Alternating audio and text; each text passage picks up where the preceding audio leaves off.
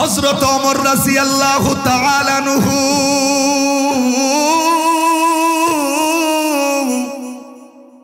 এরে বন্ধু, আল্লাহর নবী যখন দুনিয়ার জমিনে নাই, বিশ্ব নবীর ওয়াফাতের পর আবু বকর রাদিয়াল্লাহু তাআলা আনহু যখন দুনিয়ার থেকে মৃত্যুবরণ করছে, হযরত ওমর রাদিয়াল্লাহু তাআলা আনহুর হাতে যখন খেলাফতের দায়িত্ব, হযরত ওমর রাদিয়াল্লাহু তাআলা আনহু ফজরের নামাজের পর হাঁটি হাঁটি পা পা করে নিজের এলাকাগুলা ঘুরে ঘুরে দেখতেছিল, কিন্তু রাস্তা অতিক্রম করার সময় হযরত ওমর তাকাইয়া দেখে একটা বাড়ির ভিতর থেকে এমন কান্নার আওয়াজ আসতেছে, একটা ছোট্ট মাসুম বাচ্চার কান্নার আওয়াজ, কয়েকটা বাচ্চার কান্নার আওয়াজগুলা বেশি আসতেছে। হযরত ওমর ওই বাড়ির গেটের সামনে দাঁড়াইয়া ওই বাড়ির মানুষগুলাদেরকে আস্তে করে ডাক ডাকারে, মানুষ, বাড়ির মধ্যে কি কোনো বড় মানুষ নাই? এই বাচ্চার কান্নার আওয়াজটা কেন বন্ধ করো না? এরা বন্ধুরে, হযরত ওমর কথাটা বইলা যখন আস্তে করে বিদায় নিয়ে চলে গেছে, দীর্ঘ অনেকক্ষণ সময় পর আবার যখন সেই একই রাস্তা দিয়া হযরত ওমর যখন বাড়ির দিকে রওনা, ওমর এখন ওই গেটের সামনে দাঁড়ায় দেখে ওই বাড়ির ভিতর থেকে সেম কান্নার আওয়াজটা বেশি আসতেছিল, ওই বাচ্চাদের কান্নার আওয়াজটা এখনো বেশি আসতেছে। হযরত ওমর গেটের সামনে দাঁড়াইয়া এরা বন্ধু গেটের মধ্যে নক করছেন, ডাক ডাকায়, রে এই বাড়ির মানুষ কি নাই?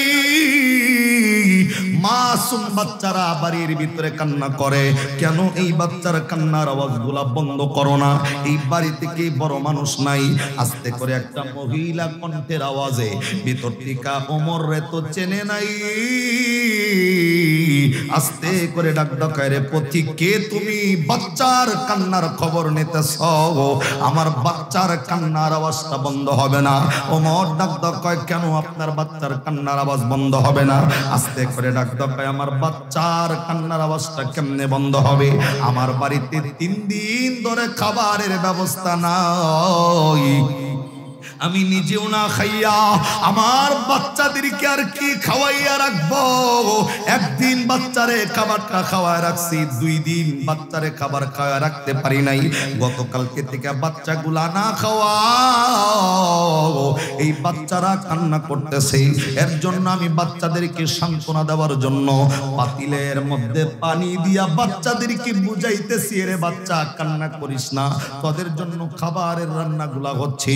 এই বাচ্চাদেরকে দেখাইছি পাতিলে পানি গরম করে করে, পথিক শুনে না, এই যে বাচ্চারা দীর্ঘ সময় পানি গরম হচ্ছে কিন্তু খাবারের ব্যবস্থা না পাওয়াতে বাচ্চারাও বুঝে গেছে আমার মা আমাদেরকে পানি গরম করে করে ধোঁকা দিতেছে। এই মুহূর্তে আর যতই পানি গরম দেই আমার বাচ্চার পেটের ক্ষুধার যন্ত্রণা সহ্য করতে না পাইরা এই বাচ্চাগুলা হাউমাউ করে কান্না করতেছে। তবে প্রতীক শুনে না, আমি তোমার সাক্ষী রাখলাম, আমি জানি এই এলাকার এই রাষ্ট্রের রাষ্ট্রপ্রধান রাষ্ট্রনায়কের নাম হইল হযরত ওমর ইবনুল খাত্তাব রাদিয়াল্লাহু তাআলা আনহু। যুবক, আমি তোমার সাক্ষী রাখলাম, আমি নিজে আমার পরিবার নিয়ে 3 দিন ধরে না খাওয়া, আমার বাচ্চাগুলা 2 দিন ধরে না খাওয়া, তাদের ক্ষুধার যন্ত্রণা আমি মা নিজে সহ্য করতে পারি না। যুবক, সাক্ষী থাইকো, কিয়ামতের ময়দানে এই এলাকার রাষ্ট্রপ্রধানের নামে আল্লাহর কাছে মামলা দায়ের করব। আল্লাহরে যা বলবো, আল্লাহ কেমন রাষ্ট্রপ্রধান আমাদেরকে দিছ, নিজে আরামে এসে ঘুমাইছি, আমাদের এক বেলার খবর নেয় নাই, 3 দিন না খায় থাকছি, বাচ্চারা না খায় থাকছি, কিন্তু ওমর তো খবর নেয় নাই। মহিলা বাড়ির ভিতর টিকা ওমর রে না চিনা প্রতীক হিসাবে ডাক ডাকায়, তোমারে সাক্ষী বানাইলাম, তুমিও আমার লগে সাক্ষী দিও যে ওমরের জামানায় বসবাস করে বাচ্চা নিয়ে 3 দিন না খায় থাকছি। এরা বন্ধু হযরত ওমর গেটের সামনে দাঁড়াইয়া এরে তার নামে আল্লাহর কাছে মামলা দায়েরের কথাটা যখন শুনছে ওমরের শরীরের শক্তি শেষ হইয়া গেছে। আরে কার সামনে দাঁড়ায়া মামলা খাইতেছি?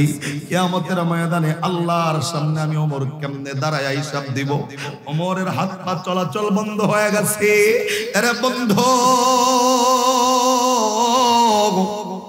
হযরত ওমর রাদিয়াল্লাহু তাআলা ওই জায়গা থেকে বাড়ির দিকে যায় নাই, হাঁটি ঘাটি পা পা করে তার যেই রাষ্ট্রের মধ্যে যে খাদ্যের কোষাগারটা ছিল হযরত ওমর ওই খাদ্যের ঘরের মধ্যে ঢুকে গেছে। এরে বন্ধু, গেটের দারোয়ান ডাকতো, কয় হুজুর আপনি অসময় কেন এই জায়গায় আসছেন? হযরত ওমর ওই খাদ্যের যে দারোয়ানটা ছিল তারে কিচ্ছু বলে নাই। আস্তে করে ডাকতো, কয় রে দারোয়ান একবার ভিতরে চল, এই যে খাদ্যের গোডাউনের মধ্যে যে আটার বস্তাগুলো আছে এই আটার বস্তার একটা বস্তা আমি ওমরের মাথার মধ্যে তুলে দে। জবান বন্ধ নয়, চিল্লায় কন্যা সুবহানাল্লাহ। এরা বন্ধু, যিনি 36টা রাষ্ট্রের প্রেসিডেন্ট সেই ওমর দারোয়ান রে ডাক দেখায়, দারোয়ান এই আটার বস্তাটা আমার মাথার মধ্যে তুলে দি। দারোয়ান দাঁড়ায় ডাক দকাই, হুজুর এটা কি বলেন? কাজের লোকের অভাব নাই, আমি দারোয়ান থাকতে আপনি ওমর ইবনুল খাত্তাব খাদ্যের বস্তা মাথায় নেবেন, এটা হতে পারে না। হযরত ওমর দারোয়ানকে ডাক দকায়, বেটা আমার মাথায় কেন তুলবি না? কেননা কিয়ামতের ময়দানে তোর হিসাব তুই দিবি, আমি ওমরের হিসাবটা আমি দিব। তুই তো দারোয়ান যতই থাকো না কেন, কিয়ামতের ময়দানে আমি ওমরের হিসাবটা তো তুমি দিতে পারবা না। দারোয়ান কোনো কথা নাই, এই খাদ্যের বস্তাটা মাথার মধ্যে তুলা দে। বাধ্য হইয়া এই দারোয়ানটা এই আটার বস্তাটা হযরত ওমরের মাথার মধ্যে তুলা দিছেন। 36টা রাষ্ট্রের প্রেসিডেন্টের কথা আপনাদেরকে শুনাইতেছি। আরে বন্ধু, অর্ধ জাহানের বাদশার কথা আপনাদেরকে শুনাইতেছি। তাদের দিলটা কেমন আল্লাহ ভীরু ছিল। আরে বন্ধু, আটার বস্তাটা মাথার মধ্যে লইয়া হযরত ওমর হাঁটি গাটি পা পা করে যেই বাচ্চার ঘরের ভিতরে কান্না করতেছে ওই বাড়িতে ঢুকে গেছেন। মহিলারে ডাকদা জানাইছেন, মহিলা পর্দার আড়াল হয়ে যাও। আস্তে করে হযরত ওমর নিজে রান্না ঘরের মধ্যে ঢুকছে। সুবহানাল্লাহ কন্যা কেন? এরে বন্ধু, শুধুমাত্র আটার বস্তাটা বিদায় দিয়া চলে আসে নাই, হযরত ওমর নিজে রান্না ঘরের মধ্যে ঢুইকা ওই বস্তার মুঠিটা খুইলা হযরত ওমর নিজে আটা গুলা মাখাইয়া আরে বন্ধু যেই জায়গার মধ্যে রুটি তৈরি করা হয় হযরত ওমর নিজে রুটি গুলা বানাইয়া আরে বন্ধু ওই চুলার মধ্যে খোলাটা জ্বালাইয়া হযরত ওমর নিজে চুলার মধ্যে আটা গুলা দিয়া রুটি গুলা মিলা দিছে। আরে বন্ধু আগুন জ্বলাইয়া হযরত ওমর নিজে রুটি গুলা বানা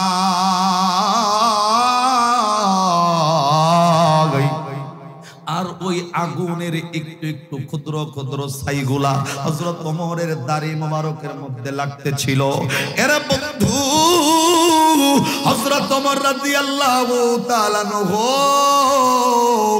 নিজে রুটি বানাইতে গিয়া যে ক্ষুদ্র ক্ষুদ্র ছাইগুলা হযরত ওমরের দাড়ির মধ্যে লাগে উড়ে উড়ে আইসা হযরত ওমর দুইটা চোখের পানি ঝরনার মতো জমিনে ছেড়ে দিয়া এই ছাইগুলার সাথে কথা বইলা এই ছাইগুলাদেরকে ডাক ডাকায় আগুনের ক্ষুদ্র ছাই এই মহিলা বলে আমার জন্য কিয়ামতের ময়দানে মামলা দায়ের করব। আমি তো জানি না এই বাড়িতে 3 দিনের খাবার নাই, আমি ওমর নিজে উঠলাটার বস্তা মাথায় নিছি, আমি নিজে রুটি বানাইতেছি এই পরিবারটারে খাওয়াবো। যেই ছাইগুলা দাড়ির মধ্যে রাখছো এই মহিলা যেই দিন আমার জন্য মামলা দায়ের করব তুমি ক্ষুদ্র ছাই হইয়া আমি ওমরের পক্ষে আল্লাহর কাছে সাক্ষীটা দিও। আমার বন্ধুরে হযরত হযরত ওমর রাদিয়াল্লাহু তাআলা রুটিটা বানাইয়া কমপ্লিট করার পরে পর্দার আড়ালে বাচ্চাদেরকে ডেকে রুটিগুলা যখন ভিতরে দিছেন, বস্তার কথাটাও যখন শুনাইছেন, ডাক দফায় আপনারা তৃপ্তি সহকারে খাবারটা খেয়ে নেন।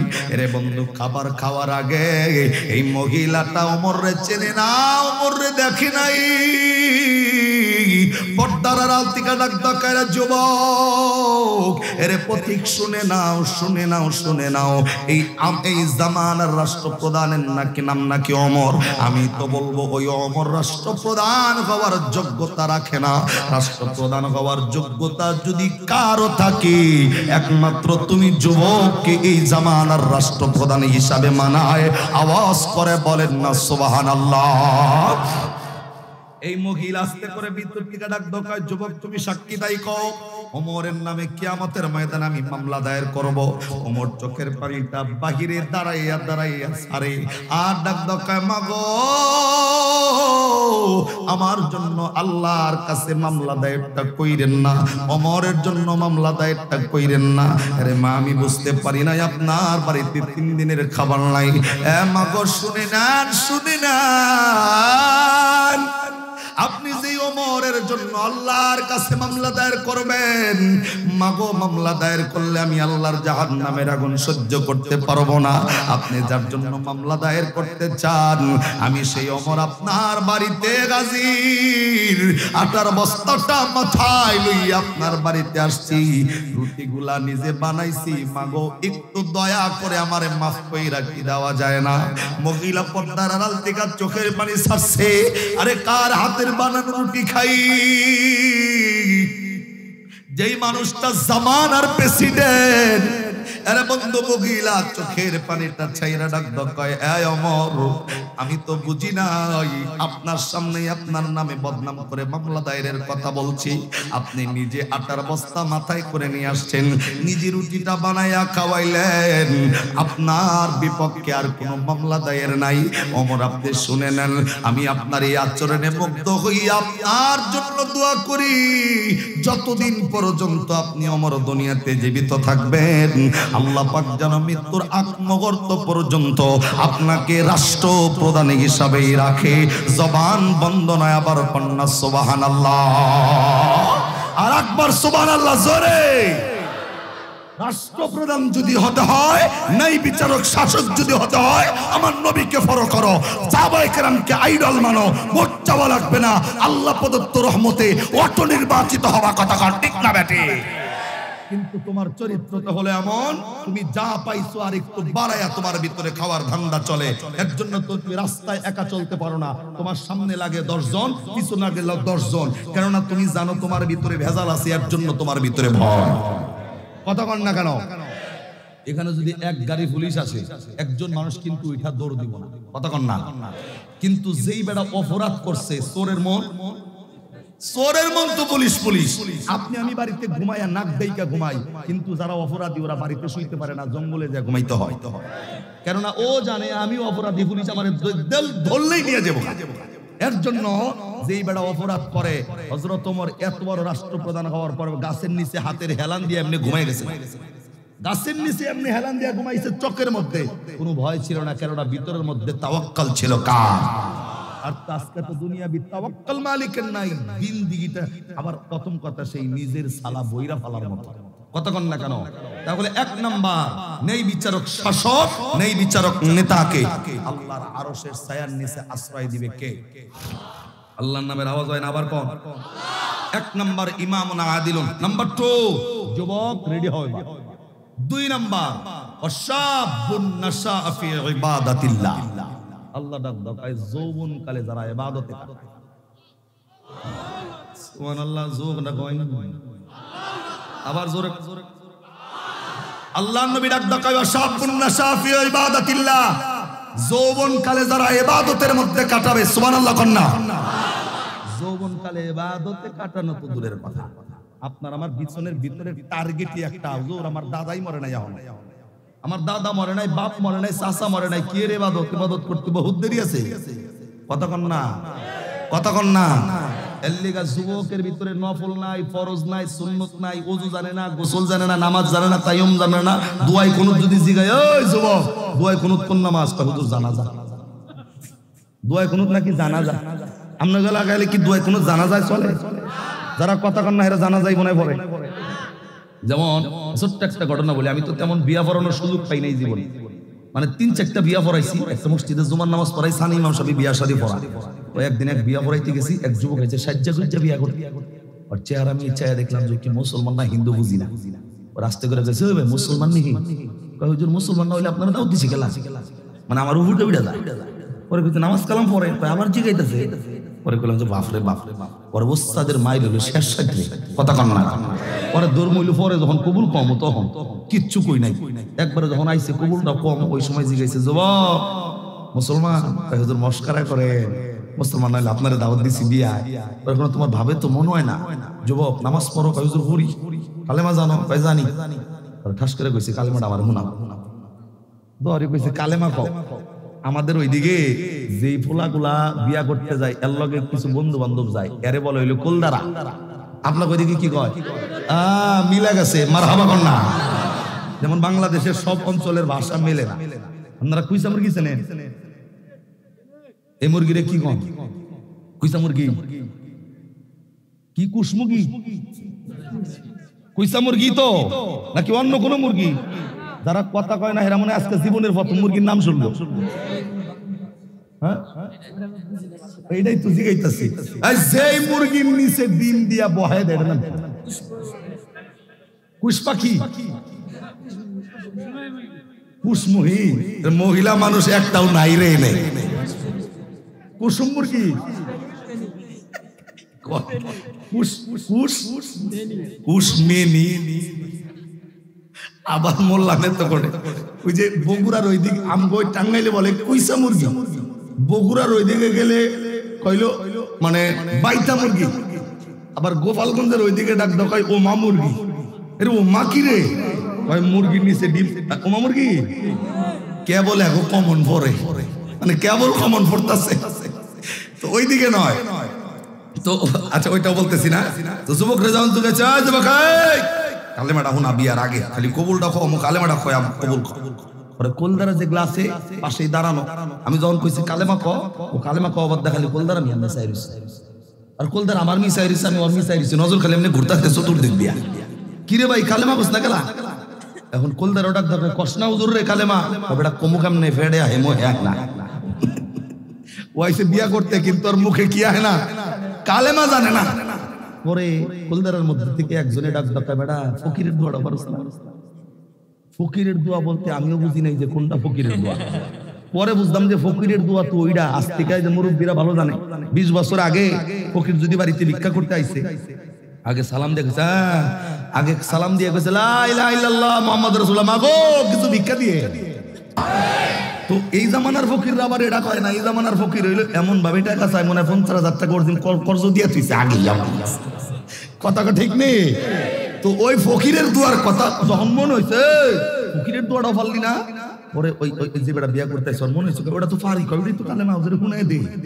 পরে আস্তে করে আবার শুনাইতেছে হুজুর লা ইলাহা ইল্লাল্লাহ মুহাম্মাদুর রাসূলুল্লাহ। আমি তখন চিন্তা করলাম, বেটা ফকিরের দোয়ার কথা মনে হয়, তোর যদি কালেমা মনে হয় তুই বিয়া করে লাভ কি আর মইরা যাই লাভ কি? কথা কর। চিন্তা করে দেখেন ওই যুবককে যদি জিগান যুবক দোয়ায় কোন উৎপন্ন নামাজ যদি কয় জানাজা, আর ওই যুবকের বাপ যদি আপনি হন, একবার ভাবেন আপনার জানাজায় আপনার ফুলা দাঁড়ায় দোয়ায় কোন করতেছে। নাউজুবিল্লাহ কবে কবে? তাহলে বলেন 2 নাম্বার ওয়াশাবুন নাশা ফি ইবাদাতিল্লাহ, যৌবন কালের ইবাদত কে কবুল করে না?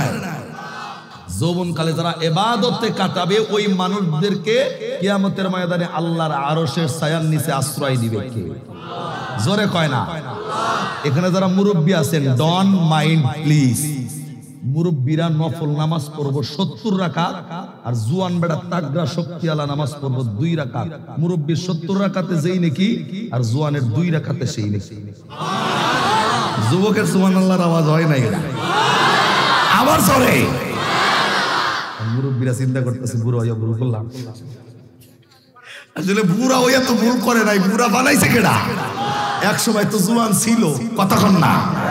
আমরা তো 2 দিন পর হয়ে যাইতেছি গা মুরব্বী, কিন্তু এখন যদি ইবাদতে কাটাইতে পারি আল্লাহর আরশের ছায়ার নিচে আশ্রয় দিব কেডা? যুবকের ইবাদত তো দূরের কথা, ও খালি 14 ফেব্রুয়ারিতে ফুল নিয়ে আই লাভ ইউ টুটু করে ঘুরে। কথা জোরে কোন না? ক্লাস 1 টুর ফলাফল বর্তমান অবস্থায় চলতেছে। কিছুদিন আগে এই যে মোবাইলে একটা নিউজ দেখলাম, ক্লাস 5 এর এক পোলা 2 মিয়া নিয়া কক্সবাজার গেছে বাড়ির থেকে 27,000 টাকা চুরি করে। কোন ক্লাসের? 5 এর পোলা ক্লাস 4 এর 2টা নিয়ে গেছে, তাও একটা না। জোরে কোন কয়টা? চিন্তা করে দেখেন, অনেক মানুষ সারা জীবন ঘুইরা একটা বিয়া করবার পারে না, ও ক্লাস 5 এ জোগাইছে 2টা, তাও চুরি করছে 27,000। নাউজুবিল্লাহ কোন না? ক্লাস 1 এর ভোলা টুডারে ডাক দেখায় I love you too too. কতক্ষণ এরকম বর্তমান বাংলাদেশে আছে না নাই? আর এই 14 ফেব্রুয়ারি দেখ, বাংলাদেশে এমন কোন দিবস নাই যেই দিবসে রাস্তায় জোরাজোরি নাই। 2 নাম্বার, আল্লাহর আরশের ছায়া পাবে কারা?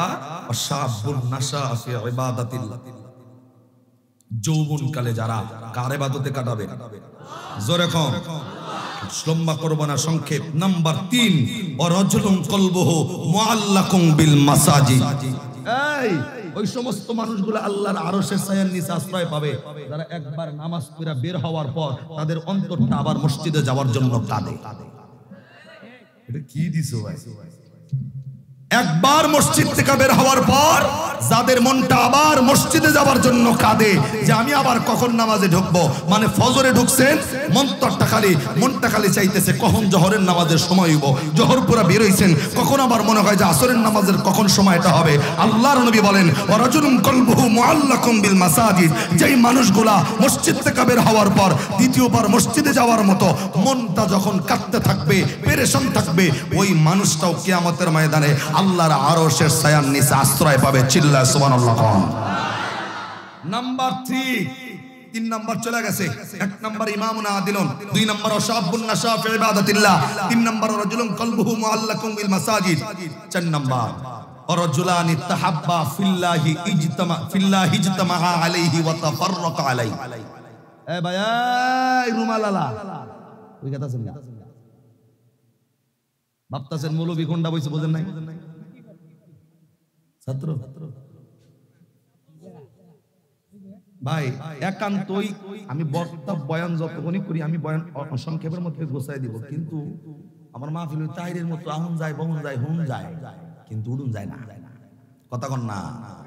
কারণ আমি আমার বাপের কথা কইতাছি না, হাদিসের কথা। এখান থেকে যদি ওঠেন তাহলে আপনারা বুঝতে হবে যে আপনি ওঠেন নাই, আপনারা শয়তান তুলছে। কারণ আল্লাহ কোন মানুষকে মাহফিল থেকে তোলে একান্তই 1 নাম্বার যদি আয় যাবেন, 2 নাম্বার আইলে যাবেন। 1 নাম্বারের সময় 5 মিনিট, 2 নাম্বারে 10 মিনিট, 11 মিনিট যাইব করোনা ভাইরাসের দোয়া কপালে। কথা কম এর লিগে উড়ার দম না। তবে ভাই 1 নাম্বার যদি আয় আপনি জান, টেনশন নাই প্লিজ। 1 নাম্বার আইলে আয় করেন 5 মিনিট পরে খালি টিস্যুটা দই দেই। আল্লাহু আকবার কন্না।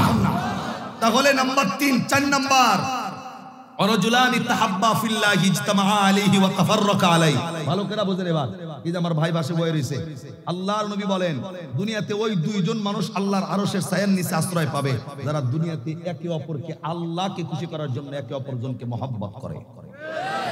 এখন চিন্তা করেন আপনার মহব্বত যদি হয় গাঞ্জা করে লগে, কিয়ামতের ময়দানে তো আল্লাহ হাসর গাঞ্জা করে লগেই দিব। কথা কন না? দেখবেন এই যে ভাই পোশাকটা যে পরছে, আমি যদি ভাইরে ফলো করি, ভাই যদি আমার নেতা হয়, আমি তার মতো করে কোটি বানায় রাস্তা দিয়া ঘুরবো, তার মতো করে কোটি বানায় রাস্তা দিয়া ঘুরবো। বাংলাদেশে অনেক নেতা আছে এক ওয়াক্ত নামাজ পড়ে না, কিন্তু তার স্টাইলে কাপড় চোপড় বানায় আসলো, তারা বাংলাদেশ দিয়া ঘুরে আসে না নাই? যুবকের মনে আবার কষ্ট লাগবে, যুবক আমি তো দেখি 5 বছর পরে তোমার শরীরের মধ্যে ব্রাজিলের গেঞ্জি, ঠিক আর বুঝি না আসেনি। 5 বছর পরে পরে তোমার শরীরে আর্জেন্টিনার মেসির গেঞ্জি। 5 বছর পরে নয়, নিত্যদিনের সঙ্গী। তুমি যখন ঈদগাহের ময়দানে নামাজটা পড়তে যাও, যুবকের ঈদের দিনে শরীরটার দিকে তাকায় দিয়ে কিনা, আমি জানি না আপনাদের এই জামালপুর ইসলামপুরে আছে কিনা, আমাদের ফ্যাশনেবল এই টাঙ্গাইল শহর ঢাকা শহরের মধ্যে দিয়া অবস্থা হলে এমন, যুবকটা যেই ফ্যান পরে, এই ফ্যানের কোমর থেকে হাঁটুর নিচ পর্যন্ত খাবলা খাবলা সেরা। কথা জোরে কম। যদি যুবক যেখানে যুবক এই খাবলা খাবলা সেরা ফ্যান করছো, এটা কোন নবীর ফ্যান? এটা কি ঈসা নবী না মুসা নবী নাকি শেষ নবী নাকি কোন সাহাবী? ডাকদা কয় হুজুর একটার লগে মিলে নাই। তো কার লগে মিলছে? কয় হুজুর এটা কেরা পড়ে? সবাই পড়ে, এর লিগে আমিও পড়ছি। সবাই রে শিখাইলো কেরা? কয় হুজুর বাংলাদেশে আনছে শাকিব খান। কথা কন না? এখন শাকিব খান কেডা গুগলে সার্চ দেন শাকিব খান লই বেড়া যে বেড়া বিয়া না করে জায়গায় জায়গায় পোলাপান জন্ম দিয়ে বেড়াইতেছে কথা কন জোরে কন ঠিক নেই এখন আল্লাহ তো ডাকদা বলছেন শাবুন নাশা ফি ইবাদাতিল্লাহ একজন অপরজনকে মহব্বত করলে ওই বান্দাকে আল্লাহ আরশের ছায়ার নিচে আশ্রয় দিব এবং মান তাশাব্বাহা বিকওমিন ফাহুয়া মিনহুম দুনিয়াতে যার লগে যার মহব্বত তার লগে তার কিয়ামত আপনার লগে সম্পর্ক হইলো মহব্বত মেসির লগে আপনার সম্পর্ক হইলো নেইমারের লগে আপনার সম্পর্ক সালমান খান শাহরুখ খান শাকিব খানের লগে আল্লাহর কসম করে বলতেছি তাকে মহব্বত করে যদি মৃত্যুবরণ করেন তাগর লগে হাসর হবে আর হাসর যদি হয় আপনার কপালে কোনো হিসাব নাই আল্লাহ নেইমারের হিসাব নিব নেইমার তো খ্রিস্টান এমনি জাহান্নামী আপনি তার পোশাক পরিচ্ছদ অনুসরণ করার কারণে আপনি বিনা হিসাবে জাহান্নামী কথা কার তুমি তো নেইমারের গেঞ্জি গাইতে সারা শহর ঘুরতে পারো মেসির গেঞ্জি গাইতে সারা শহর ঘুরতে পারো কিন্তু নবীর প্রেমে পাগল হইয়া নবীর আদর্শবান নেতা মাইনা তুমি মাথায় দিয়া মসজিদে যাইতে পারো নাই কপাল পরা তুমি কথা বলতে কেডা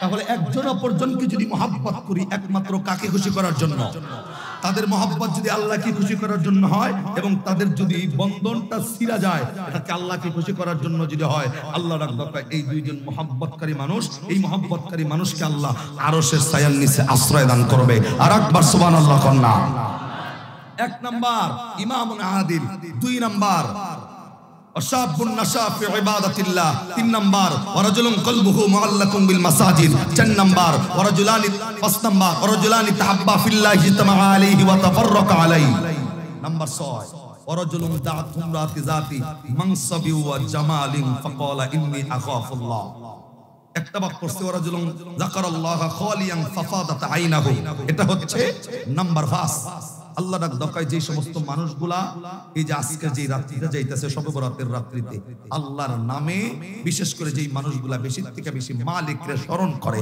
আল্লাহকে ডাক দেয় আল্লাহ যেমন কোরআনে বলছেন ইয়া আইয়ুহাল্লাযীনা আমানু যিকুরুল্লাহা যিকরান কাসীরা ওয়াসাব্বিহুহু বুকরাতাও ওয়া আসীলা আল্লাহ ডাক দকায় যারা সদা সর্বদা আমি আল্লাহকে ডাক দিবে ওই মানুষটা মৃত্যুবরণ করলে মুহাদ্দিসিনে কেরামের লেখা সদা সর্বদা আল্লাহকে ডাকনেওয়ালা বান্দা মৃত্যুবরণ করলে তার লাশটা মাটির জমিনে হজম হবে আবার কন্যা আল্লাহকে যারা সদা সর্বদা ডাকে ওই বান্দাকেও আল্লাহর আরশের ছায়ার নিচে আশ্রয় দান করবে কে নাম্বার 6 গভীর মনোযোগ ওয়ারাজুলুন দাআতুম রাতু যাতি মানসাবি ওয়া জামালিন ফাকালা ইন্নী আখাফ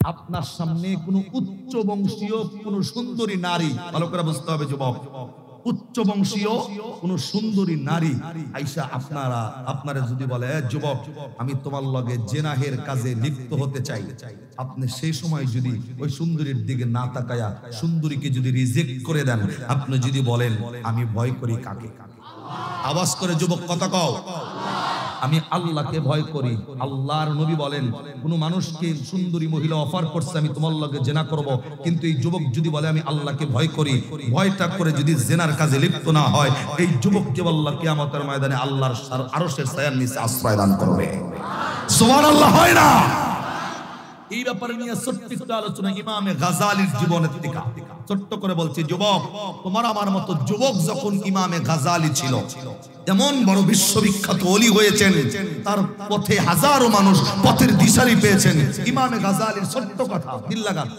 ইমাম গাজালি প্রত্যেকদিন যে রাস্তা দিয়া মাদ্রাসায় যাইতো ওই রাস্তার পাশে একজন সুন্দরী মহিলার বাড়ি অত্যন্ত সুন্দরী মহিলা মানে ইনটেক একজন মহিলাটার বিবাহ হয় নাই এরকম একজন মহিলা এই ইমাম গাজালিরে দেখে দেখে এমন আসক্ত হয়ে গেছে এমন প্রেমে মজে গেছে খালি ইমাম গাজালিরে খবর পাঠায় ইমাম গাজালিরে একটু খবরটা পাঠাও আমি তার লগে ভালোবাসা করতে চাই মহব্বত করতে চাই ইমাম গাজালি কথাটা শুনে খালি আল্লাহর কাছে ইস্তিগফার পড়ে সুবহানাল্লাহ কন্না যে কোন ফিতনায় পড়লাম একবার ভাবেন আপনারে দিয়া আমারে দিয়া এরকম সুন্দরী মহিলা উচ্চ বংশীয় কোন নারী আইসা যদি বলে তোমারে ভালো লাগছে আমরা তখন যে গইলা আই লাভ ইউ টু কয়বার যে কই আলাবেন আল্লাহই ভালো জানে কিন্তু আপনি যদি রিজেক্ট করে দেন আপনাকে আরশের ছায়ার নিচে আশ্রয় কে দিব দিল লাগান ইমামে গাজালি কোনোভাবেই যখন এই মহিলা ইমাম গাজালির কাছে পায় না লাস্টে ছোট্ট একটা কায়দা করছে কায়দাটা কেমন এই মহিলাটা একটা দাসীর দিয়া সংবাদ পাঠাইছে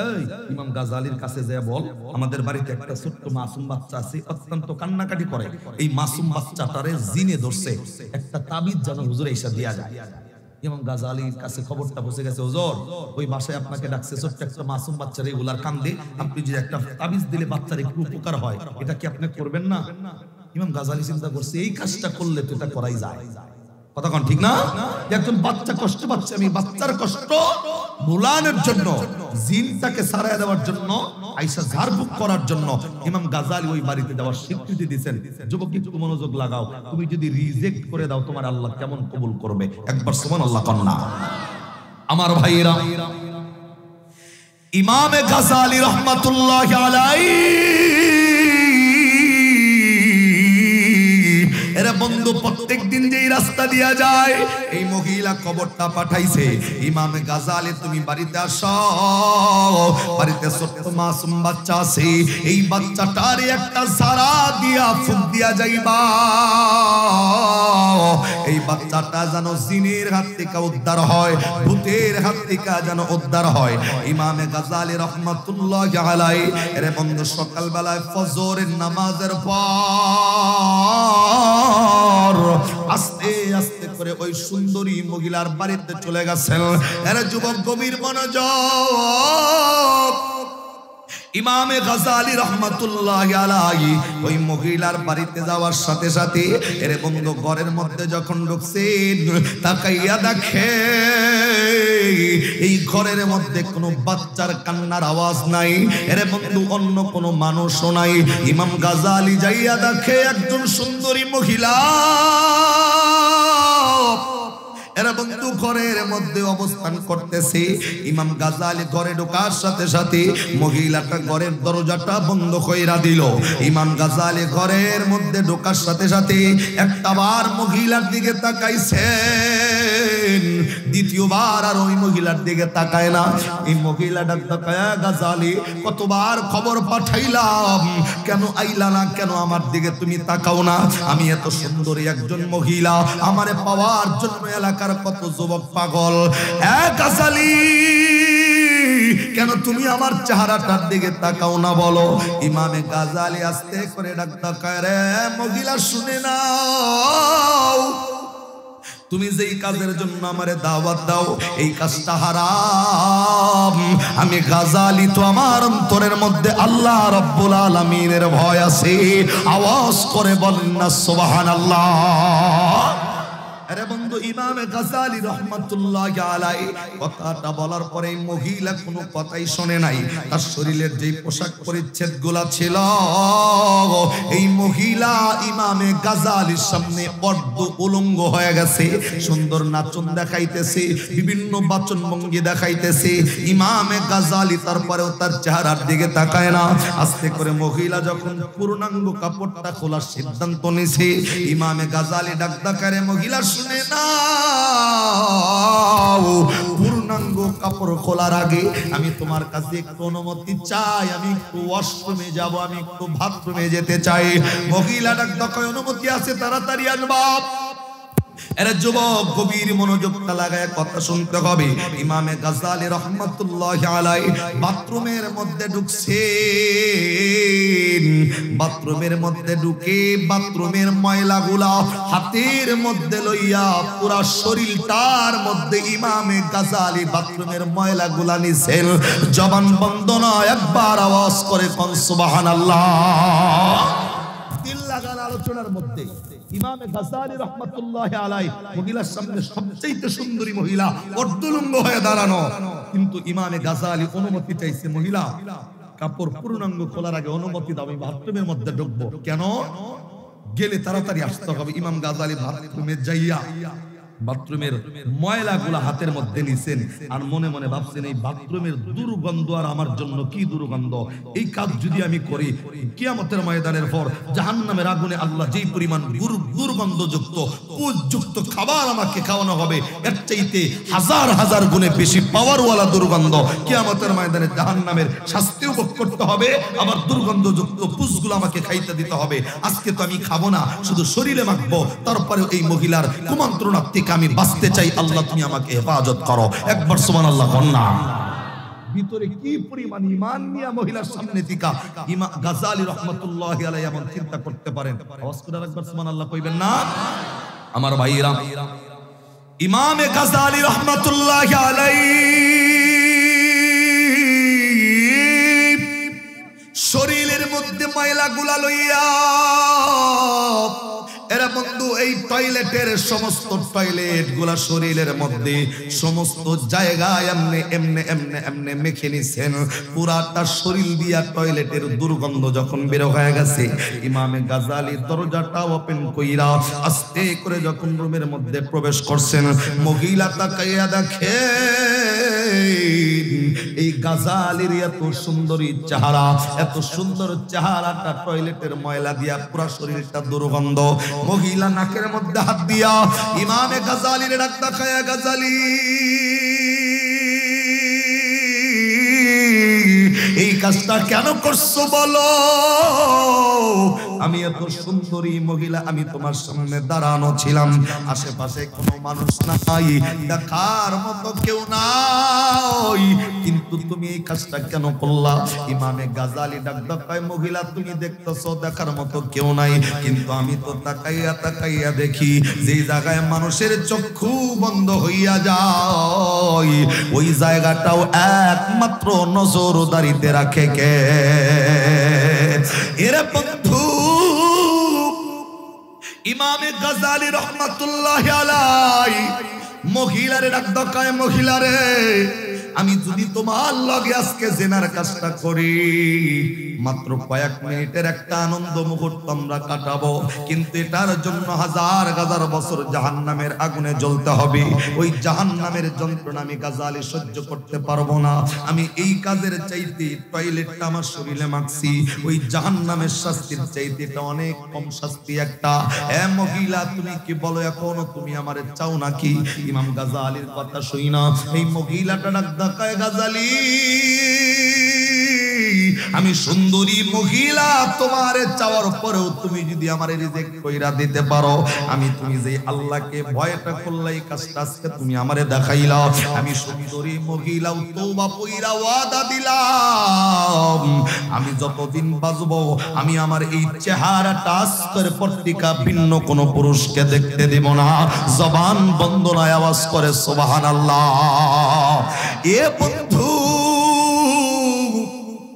ইমাম গাযালি বাড়িতে যাইয়া সুন্দর করে গোসল দিয়া পরিষ্কার হইয়া মাদ্রাসার মধ্যে যখন ঢুকে গেছেন, এর বন্ধু মাদ্রাসায় সবচাইতে পরে ক্লাসে ঢোকার সুবাদে পিছনের বেঞ্চিতে ইমামে গাযালি যখন বসছে, বসার পর এর বন্ধু মাদ্রাসার শিক্ষক যখন ক্লাসের মধ্যে ঢুকলো, ক্লাসে ঢোকার সাথে সাথে ঢুইকা অন্য কোনো কথা না বইলা ক্লাসের ছাত্রদেরকে ডাক দেখায়া, ছাত্র শুনে নাও শুনে নাও, আজকের এই ক্লাসে কোন ছাত্রটা এত সুন্দর সুঘ্রাণ দিয়া ক্লাসের মধ্যে ঢুকছো, কে নতুন করে কোন আতরটা ব্যবহার করছো, ওই ছাত্রটা দাঁড়াইয়া আতরের নামটা আমাকে শোনায় দাও।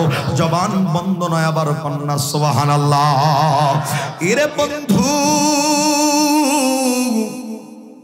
ওস্তাদ যখন বলছেন কে সুঘ্রাণ দিচ্ছ বলো, সমস্ত ছাত্র একজন অপরজনের চেহারার দিকে তাকায়, কিন্তু না না না বলার মতো কোন ছাত্র এমন নাই যে আমি সুঘ্রাণটা দিছি।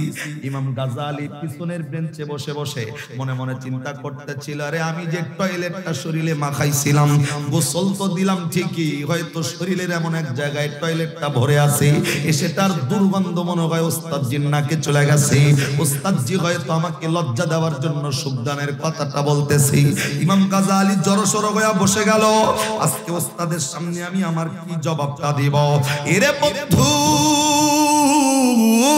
ইমামে গাযালি রাহমাতুল্লাহি আলাইহি তিনি জবান দিয়া বলে না, কেননা তিনি তো কোনো সুঘ্রাণ ব্যবহার করে নাই। ওস্তাদের সুঘ্রাণটা পাওয়ার জন্য এরে বন্ধু তার কাছে এতটাই ভালো লাগছে, এক একটা ছাত্রর কাছে যাইয়া যাইয়া ছাত্রর জামাটা শুকতে ছিল। এরে বন্ধু প্রত্যেকটা ছাত্রর কাছে যাওয়া শেষ, কেবলমাত্র ইমামে গাজালি যখন একা আছে, আস্তে করে ওস্তাদ হাঁটতে হাঁটতে গাজালির কাছ পর্যন্ত চলে গেছেন। ইমামে গাজালি তরতর করে কাঁপতেছিল। আরে ওস্তাদের কাছে আমি কি জবাব দিব দুর্গন্ধের ব্যাপারে? ইমামে গাজালির কাছে যাইয়া ওস্তাদ নাকটা নেওয়া লাগে নাই, গাজালির কাছে গেছি, ওস্তাদের নাকি এমন একটা সুগন্ধি চলে আসছে, কিতাবওয়ালা লেখেন ওস্তাদের নাকি যে সুগন্ধিটা আসছে, এই সুগন্ধিটা আল্লাহর জান্নাতের মিশক আম্বরের মতো সুগন্ধি। আরে সুবহানাল্লাহ হয় না জোরে কন্যা? এরে বন্ধু, ইমাম গাজালি রাহমাতুল্লাহি আলাইহি আস্তে করে শিক্ষক ডাকদা বলে, গাজালি কি এতটা ব্যবহার করছো আমারে শোনায় দাও। গাজালি এখনো লজ্জায় তরতর করে কেঁপে ডাকদা কয়, হুজুর আমি তো কোনো আতর ব্যবহার করি নাই। ডাকদা কয়, আতর যদি ব্যবহার না করো তাহলে কেমনে তোমার শরীর দিয়ে সুগন্ধ বের হয়? গাজালি চোখের পানিটা ছাইরা ডাকদা কয়, ওস্তাদ জি আমারে শরম দিয়েন না, আমারে লজ্জা দিয়েন না, আমি তো আতরটা ব্যবহার করি নাই। আজকে সকাল বেলায় এই ঘটনাটা ঘটছে, মহিলার কাছে গেছি, জেনা করতে চাইছে, জেনা করি নাই, আমি রিজেক্ট কইরা টয়লেট গুলা শরীরের মধ্যে মাখছিলাম। এ হুজুর আমি তো গোসল দিলাম ভালো কইরা, কিন্তু বুঝি নাই টয়লেটটা যে শরীরে এখনো লেগে দুর্গন্ধ বের হইছে। হুজুর লজ্জা দিয়েন না। এরে বন্ধু বিস্তারিত ঘটনা উস্তাদ যে শোনার সাথে সাথে গাজালিরে ডাক ডাকায়া, গাজালি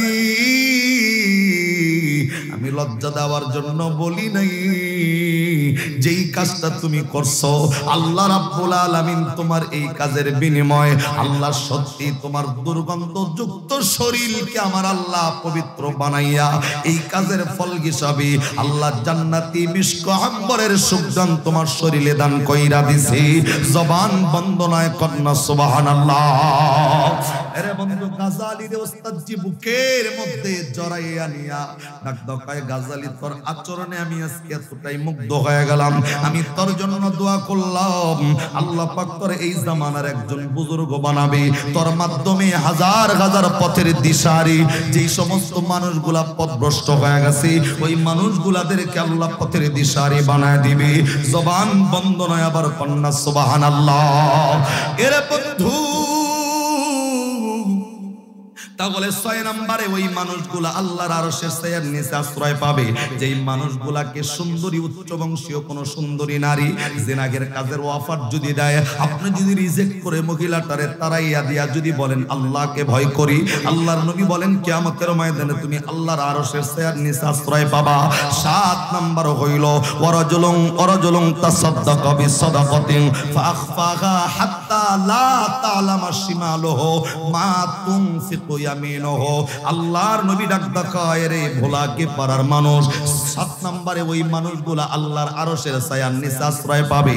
আল্লাহ যে রিজিকগুলা তোমাদেরকে দিয়েছেন, এই রিজিকগুলা যারা আল্লাহর দেওয়া রিজিক আল্লাহর রাস্তায় যারা ব্যয় করে দিবে, ডান হাতে দান করবে, বাম হাত যেন জানে না, এই নিয়তে আল্লাহকে খুশি করার জন্য যেই মানুষগুলা আল্লাহর দেওয়া রিজিক আল্লাহর রাস্তায় ব্যয় করে, আল্লাহর নবী বলেন এই ব্যক্তিকেও আল্লাহ কিয়ামতের ময়দানে আল্লাহর আরশের ছায়ার নিচে আশ্রয় দান করে দিবে। জবান বন্ধ নয়, আবার কন্যা